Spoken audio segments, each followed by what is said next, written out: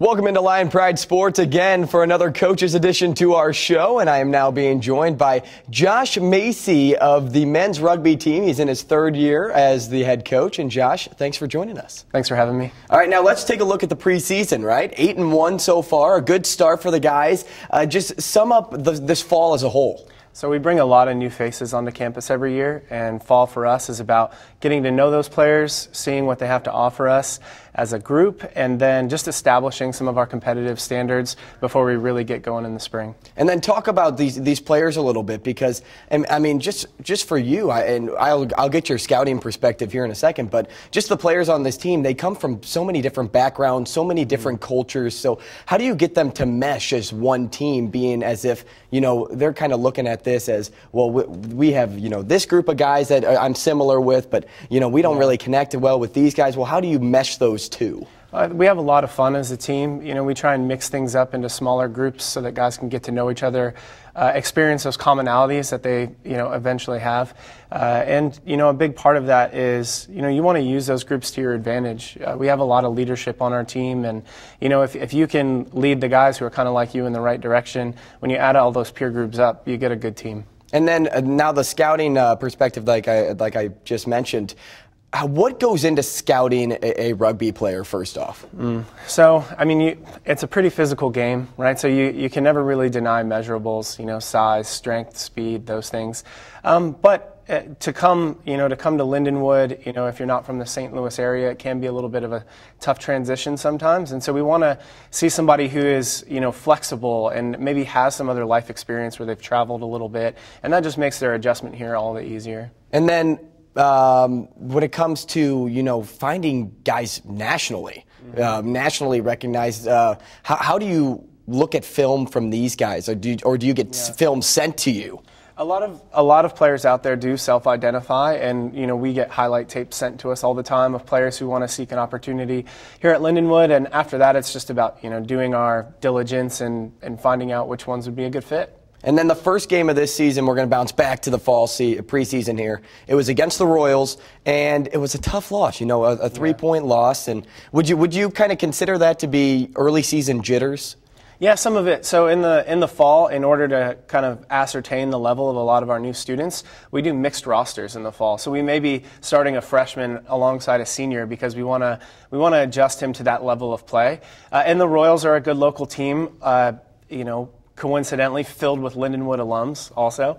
And so it was a really fun match, and there's a lot of good rivalries and friendships on that field. And, you know, it was a 3-point loss, but it being that early, you know, we have so much time to learn from it that it really rolled off our backs. And you talk about learning from it, you win 8 in a row after that. So exactly. That's got to be the biggest takeaway, at least from this end of the fall season to what happened early on. Yeah, so we ended the fall on a high. You know, we had a weekend where we played 3 games. We played 65 different players in those 3 games, and we won all of them in resounding fashion. You know, 2 against good college opponents in Michigan and Davenport, who's a conference rival for us, and then another one against another club team at home here. So it was great to have everybody contributing, and that was really like a great exclamation point on the end of the semester coming into our main season in the spring. And correct me if I'm wrong, but that Michigan trip was all started off in Grand Rapids, correct?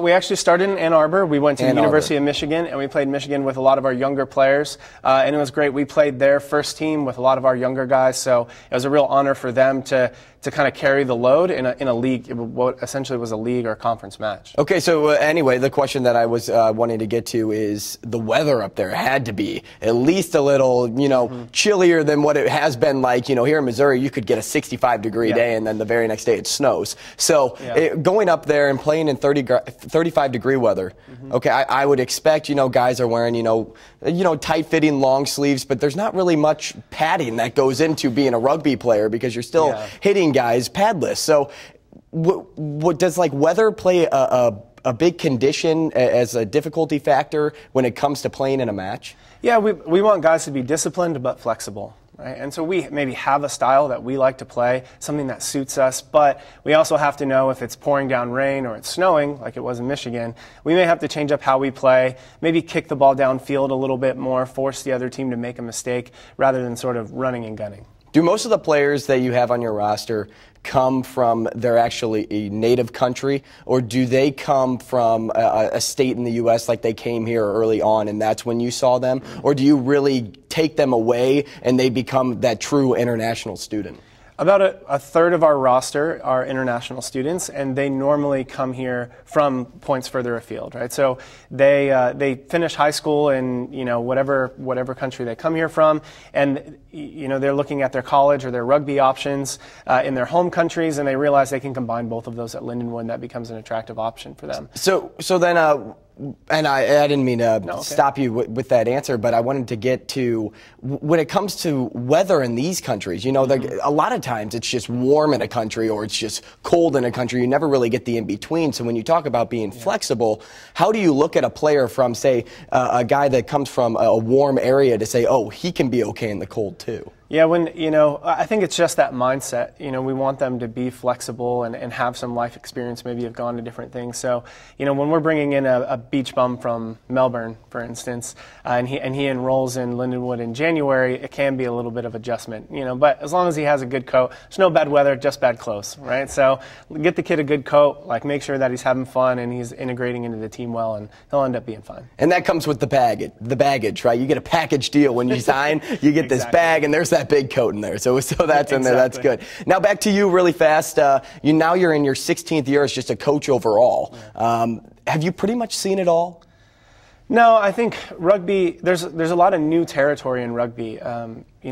Rugby's kind of a weird sport in that they even adjust the rules every year, so it kind of keeps you on your toes as a coach. I mean, players and cultures are always changing, so I know for me it's really important to kind of stay ahead of the game. We really change up how we want to play and even how we recruit year to year to year because, we don't want people catching us, and if we stay the same, they're going to catch us, so we always just if people figure out what we do and they try and emulate it, we've already left that behind, a year or two ago, and that's really the goal. So we want to be breaking new ground, and I think that's an important part of our program here. So you talk about change. In 16 years, do you really see yourself changing your game plan as a coach every single year? Oh, yeah, for sure. And one of the things you'll never hear any of our staff say is, we'll never harken back to how things were done when we played. If you look back then, look back even before I played, guys had mutton chops and they wore long cotton jerseys, and why would we want to play rugby like that? And so players are more athletic, the game is a lot faster, and so we're coaching to how we want the game to be played in the future, not how we necessarily learned it in the past. And you talked about being a player. Talk to me about, as a coach, being a former player. Does that impact your decision-making as a coach, or does that really kind of give you a little bit more of an outlook on a player's perspective? And when you address a player, are you a little more kindly toward them, or do you really say okay, I was in that position before and I know what to do to correct that? Yeah, it's hard. I think when you approach players like that, it's easy to talk at them, and they can walk away feeling like their situation wasn't heard. And we kind of just keep that in a box. A lot of our coaching staff has had good playing experience and other experiences here and internationally. But again, we just try and focus on the players in front of us, and we all try to be good listeners and understand where they're coming from. And if we lean too hard on our history as players or even coaches, it can be difficult to do that. And now, again, you're in your second year here as the men's coach for the Lindenwood Rugby, or rather, you're going on your third year. You've already finished 2 tenures. What do you feel, or how do you think you've made the impact to this program? There was always a really competitive environment here at Lindenwood, and I think what we've been able to do, since I started here, is the guys have really taken their culture seriously. Where how do we make this not only a competitive place where you're going to be challenged off the field, but can we make sure that we're looking after our players, that they're also looked after off the field as well? And that's really shown a lot of dividends, I think, on and off the field. And speaking more of players now, looking back at the fall, who do you think has been the standout performer? That's a good question. So we have Chance Wengluski, who's a current national team player. He played for the national team twice this fall. And he's a big-time player, the best player in the country at his position, and plays a pretty central role in getting play started for us. And then, we have a lot of dynamic players, junior college transfer student, Annalisa Mateto, who's originally from South Africa, transferred from a JUCO in Iowa. Again, big-time playmaker, can really bust through the defense. And after, between those two, we can get it started. Mateto helps us get it going, and after that, it's just about finishing. And then talk to me a little bit about if there were any key injuries that you guys have been trying to work through. So injuries are a part of life in rugby. It's a physical game, and we train physical as well. And so we're going to have injuries. It'll be nice getting Lorenzo Thomas back, senior center, really big unit of a guy, big, bold personality that the guys can kind of wrap their arms around on and off the field. And we'll be getting him back from knee surgery in January, so looking forward to that. And then the new faces on the team. Let's talk about the freshmen. When you look at all the freshmen on your roster, who can you say has immediately made an impact, in a collegiate uniform? Because transitioning from either the high school level or coming over internationally, it's a big change. So who can you really say kind of just got it right away? Yeah, I would say, we graduated our captain last year in Jack Huckstep, and he played a pretty pivotal role for us, just as far as work rate and kind of doing the dirty work around the field. And we've had a freshman come in, MJ Spangenberg, who just has a huge work rate. The guy's just everywhere. When we go back and watch tape, we kind of wonder how he got from point A to point B to have those involvements so quickly one after another. And you can't replace that on the field. It's if your guys are more involved than the other team's guys, you probably stand a pretty good chance of winning. And so players with that kind of work rate are just really welcome. And as we're winding down here, Coach, tell me a little bit about the spring now. What are the expectations moving forward? And, for those that, look at the website and say, well, I don't see anything. There's no games on here. How do games actually get picked for you guys to play? So when as we settle on our conference schedule, we're in the most competitive conference in the highest level of college rugby in America. We have the 2 games against the current national champions, Life University. We want to win both of those. It's a huge ask, but we're up for the challenge. It's just a matter of putting it all together. 2 games against Arkansas State, another top 10 team in our conference, and then we'll be hosting Clemson here, and maybe a few other surprise travelers coming to town too. So really big, a really big spring filled with some big names and really competitive teams. Well, Coach, good luck to you and the rugby team as we move forward into the spring. That's Coach Josh Macy here on Lion Pride Sports. We thank him for joining us. And when we come back, we'll be joined by Brad Wachler. He's the Vice President of Intercollegiate Athletics here at Lindenwood University. And he's next right here on Lion Pride Sports. Marie, you have prediabetes. Prediabetes? I don't have time to eat right or exercise. I'm a busy mom.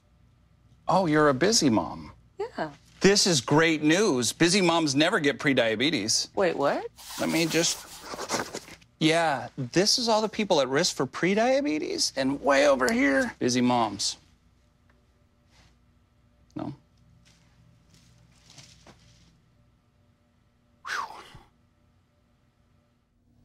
Welcome back into Lion Pride Sports. Again, I'm Andrew Rogers, now being joined by Brad Wachler, the Vice President for Intercollegiate Athletics here at Lindenwood University. And we are excited to welcome him in, and I'll do that right now. Brad, thank you for joining us. Thanks for having me. So let's talk first about the move to the GLVC, because you were the brains behind the whole operation. So why did you feel that this was the right direction to go for Lindenwood? Yeah, I think when you look at conference realignment, never an easy decision. We had a really good run with MIAA. They were the first conference to welcome us in as an NCAA Division II team and had a lot of success in that conference. But when you look at the geographic footprint where we fall, again, we were making 8-9 hour bus trips to Kearney, Nebraska, and Fort Hays, Kansas, and Edmond, Oklahoma, and so just really tough trips for our student athletes and for our coaches when you look at missed class time and just the competitiveness of it. Just really hard to be on a bus for that long.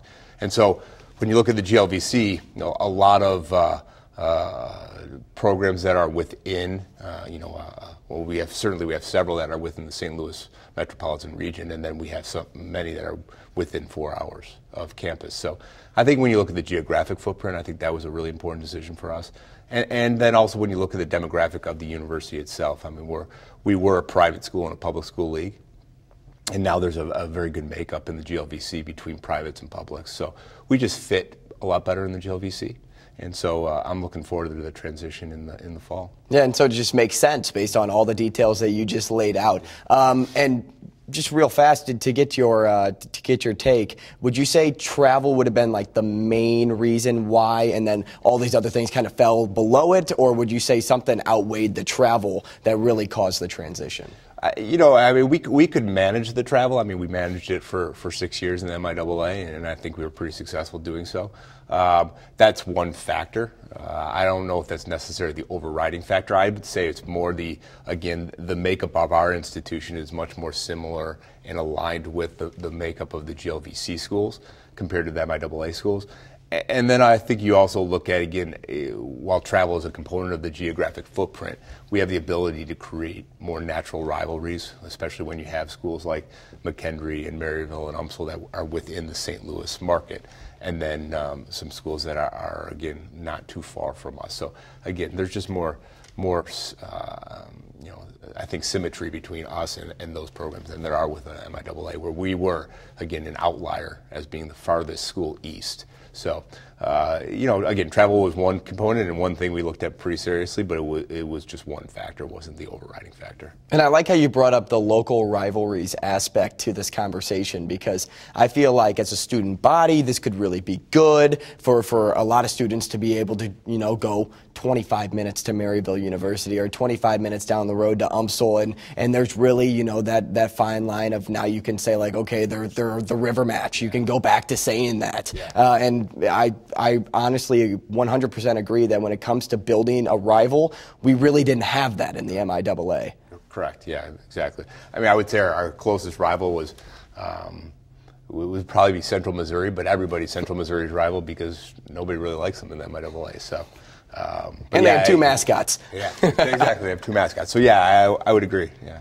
And then talk to me a little bit about this part of the transition, because you did mention a lot of these teams already play GLVC schools. It kind of, again, just makes sense. So was that a huge decision-making factor, too, of saying, like, if we're looking at soccer, for example, especially for the GLVC, soccer is one of the most competitive conferences. And the GLVC is one of soccer's most competitive conferences, so I feel like that also plays a fact. Yeah, the sports in that conference more closely align with the sports that we offer. Obviously, we have a lot of sports on the NCAA side and on the non-NCAA side, and so when you look at some of those schools, let's take McKendree for instance, because again, it's right down the road.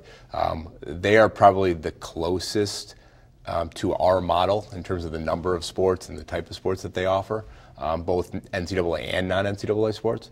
And so I think that there is, again, when you look at symmetry, there is a lot more symmetry between the sports that are offered within the GLVC and what we offer here. And, soccer is a perfect example, I think. So I appreciate you bringing that up, because that's a core sport in the GLVC, for men's soccer specifically.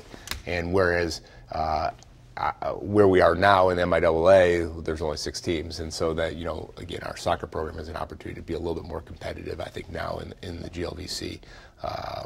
And sports like men's and women's lacrosse and swimming and diving, they now have a home in the GLVC where they didn't have a home in the MIAA because the MIAA didn't offer it. So our men's lacrosse program was independent. Which is really hard to be an independent program. And our women's lacrosse program was playing in that RMAC, which then they're flying over to Denver 2 or 3 times a year. So there's just a lot more, again, I keep using the word, but a lot more symmetry between us and the GLVC from a sport. Yeah, so you mentioned, the independence. That's exactly where I wanted to go next. Was a lot of these teams or sports that we have here at Lindenwood were conferenceless. There wasn't really, they played whoever, and whoever wanted to play them, basically, is what it looked like to be. And now finally giving them a conference to play in is really nice. Yeah. But from the standpoint of, say, a football guy, because I think that's where the whole conversation kind of got a little bit blurry, because the MIAA was looked at as the SEC of Division II football, and now you're so-called downgrading, if that's how they want to kind of put the adjective in front of the term. So, in your eyes, though, and as the athletic director, you're the guy that says, okay, well, we have more sports here than football, so we're trying to do what's best for the program. But do you feel like this will even be a downgrade for football? So well, that's an interesting question, and I think the MIAA is a very good football conference. So let me start there. But what I will say is that University of Indianapolis, who's in the GLVC, beat Fort Hays State in the tournament. And they're good. Year. Yeah. And so, to say that the GLVC can't be competitive with MIAA, I think is a pretty big misstatement. I think outside of Northwest Missouri over the last few years, the MIAA hasn't had a national champion. They're not going to have a national champion this year. So there's a lot of good football nationally outside of the MIAA. And, what I'm most excited about is the opportunity to play teams that are outside of that, of the conference.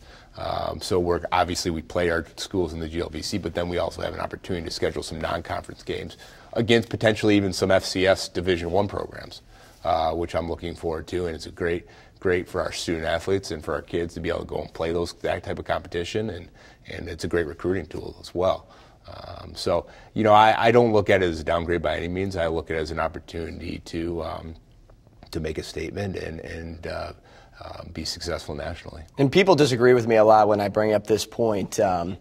And honestly, I think you're on the same page with me, just based on the answers that you're giving me. Is who wouldn't want to go for a national championship is how I kind of look at any sport. I don't care if you're at the low end of Division III or if you're the best team in Division I college football, like Alabama. You want to go for a championship, and that's the goal of a program. That's what you're trying to establish. And when it comes to the recruiting part, so many people bring up arguments of, oh, well, now they're not going to be able to recruit the guys that they would have been able to recruit in the MIAA because the conferences are so drastically different. Yeah. And I'm honestly thinking in my head, I'm like, well, if you can call yourself a national champion, if you can say like, okay, we're making a tournament run, we're getting to this point, you could be that key piece to get us there. Yeah. That's not going to be a driving factor to a kid coming out of high school saying like, oh, I'd rather go win a ring than, oh, I'd rather be middle of the pack, lower end of this conference. So I don't know. Did you think a little similarly to that? Yeah, I think you and I have had this conversation before too, because I look at it as putting yourself in the position to win a national championship. And that's the ultimate goal for any sport. It doesn't matter which sport, whether it's football or anything else. What's the best possible position can you be in to win that national championship? And when you look at it from a recruiting standpoint, I think that's really important. I think that's what kids are interested in. I don't. People always say, "Well, you're gonna lose recruits because you're leaving the SEC of Division II football," and I brought this up to you before. Is I don't, unless you're maybe in the Kansas City area where it's the hotbed of MIAA football. The kids that we're recruiting don't know conferences. They don't know conferences. Unless you're talking about a Power 5 school, And I came from the Division I world, kind of a mid-major program, and at that point in time, too, it's not like I'm going to play in the Mid-American Conference. It's like I'm going to play. I was at Central Michigan, so I'm going to play at Central Michigan University. It's the same thing here. It's not I'm going to play at Lindenwood or I'm going to play in the MIAA. It's our coaches selling the message to the recruits that we're putting you in a position to compete for a national championship. Kids don't know the difference between Division II conferences, and so. Ultimately, I think that's what our coaches are really good at, and that's what they're doing right now, is selling